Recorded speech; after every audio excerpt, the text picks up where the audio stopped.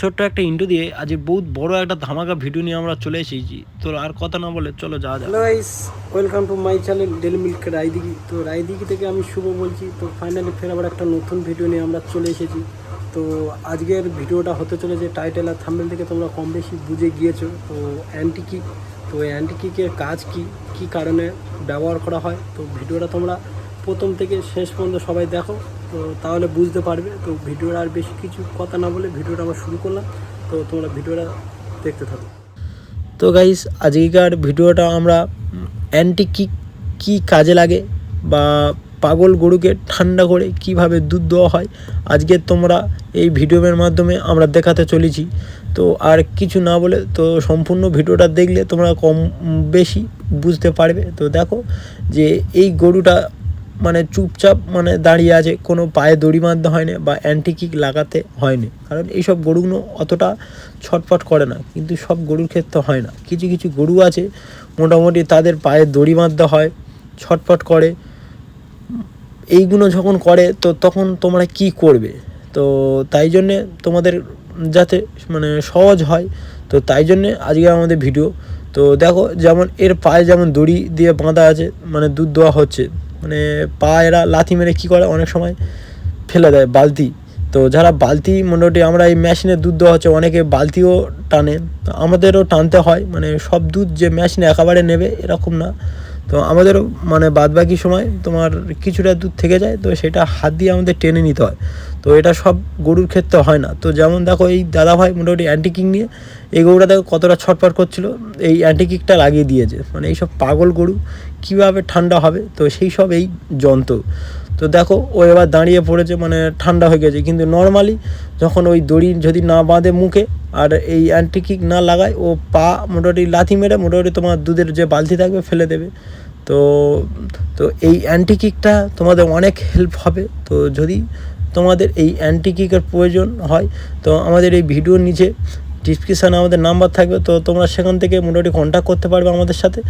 আর না হলে তোমরা ভিডিওর নিচে কমেন্ট করে তোমাদের জানাতে পারো যদি তোমাদের এই অ্যান্টি কিক তোমাদের প্রয়োজন হয়, মানে সুবিধা।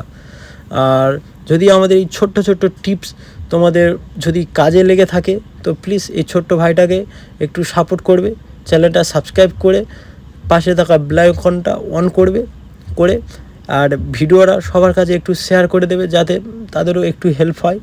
তার সাথে সাথে আমাদের যদি ভালো লাগে একটা লাইকও করবে আর একটা কমেন্ট তার সাথে সাথে।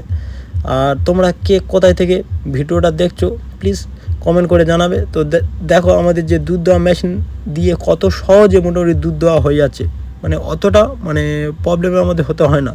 কিন্তু যদি হাত দেওয়া হয় অনেকটা সময় লাগে। আর দেখো না কীভাবে মানে পুরো দাঁড়িয়ে আছে, পুরো শান্ত, মানে কিছুক্ষণ আগে পর্যন্ত ও ছটফট করছিল। যেই অ্যান্টিকিক মানে লাগিয়ে দেওয়া হয়েছে ও আর ছটফট মোটামুটি করে না।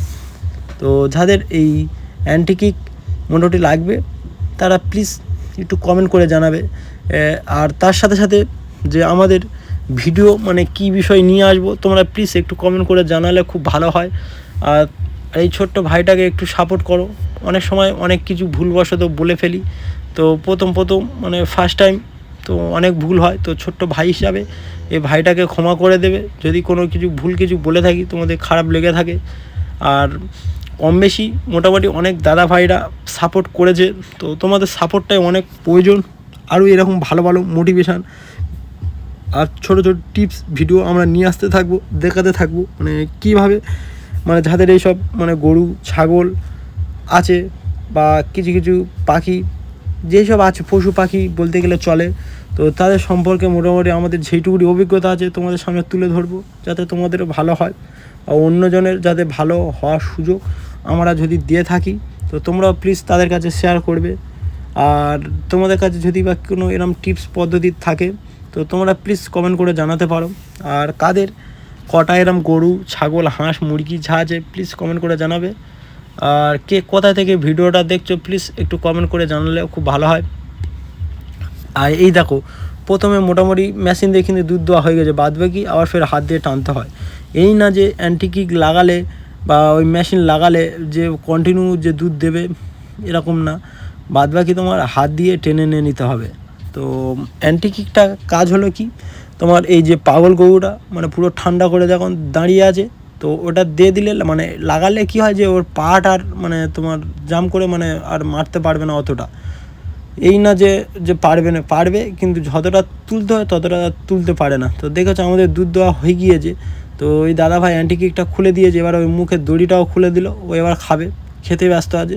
আরেকটা জিনিস, যখন তোমরা এরকম দুধ দুইবে মানে চেষ্টা করবে তোমাদের গরুকে মানে একটু খেতে দিতে, মানে ওরা খাওয়ার ধান্দা থাকবে আর আমাদের কাজটা আমাদের কি দুধ দেওয়া, তো আমাদের দুধ দেওয়া মোটামুটি হয়ে যাবে।